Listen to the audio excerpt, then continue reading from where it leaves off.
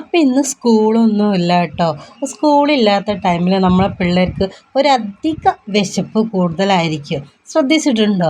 അപ്പോഴാണ് ഇവർ നമ്മളെ ബേക്കറി പാത്രങ്ങളൊക്കെ ഒന്ന് തപ്പുക. ആ സമയത്ത് ഒന്നും കാര്യമായിട്ട് അവർക്ക് ഉണ്ടായില്ല. അപ്പം ഞാൻ എന്ത് വിചാരിച്ചു, കുറച്ച് തക്കാളി നുറുക്കുണ്ടാക്കാമെന്ന് വിചാരിച്ചു. നമുക്കറിയുന്ന രീതിയിൽ ഉണ്ടാക്കാം കേട്ടോ. ഞാൻ വലിയ ഇങ്ങനെ കുക്കിംഗ് ഒന്നുമല്ല, അത്യാവശ്യം ഇച്ചിരി പൊടിക്കളയിട്ട് നമ്മളെ മക്കൾക്ക് വേണ്ടിയിട്ട് ഇച്ചിരിയൊക്കെ ഉണ്ടാക്കും കേട്ടോ. അപ്പം അങ്ങനെ അരിപ്പൊടിയും കടലമാവും കുറച്ച് കാശ്മീരി ചില്ലി പൗഡറും കായപ്പൊടി ഉപ്പൊക്കെ ഇട്ട് നല്ല മിക്സാക്കീനെ.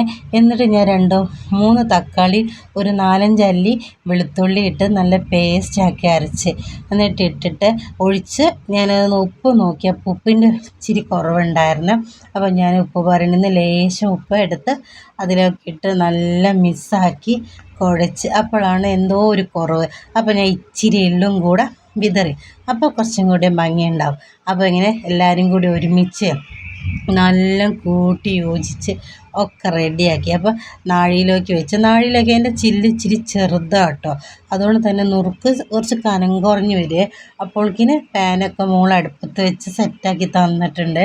അപ്പോൾ പിന്നെ ഞാൻ ഇതേമാതിരി അച്ചച്ച് പീച്ച് ഇതേ കണ്ടില്ലേ, ഇച്ചിരി വണ്ണം കുറവുണ്ട്, വേറെ കുഴപ്പമൊന്നുമില്ല. എല്ലാം കൊണ്ട് ടേസ്റ്റൊക്കെ ഉണ്ട്. അപ്പോൾ നമ്മളെ മക്കൾക്ക് നമുക്ക് വിശ്വസിച്ച് നൽകാം.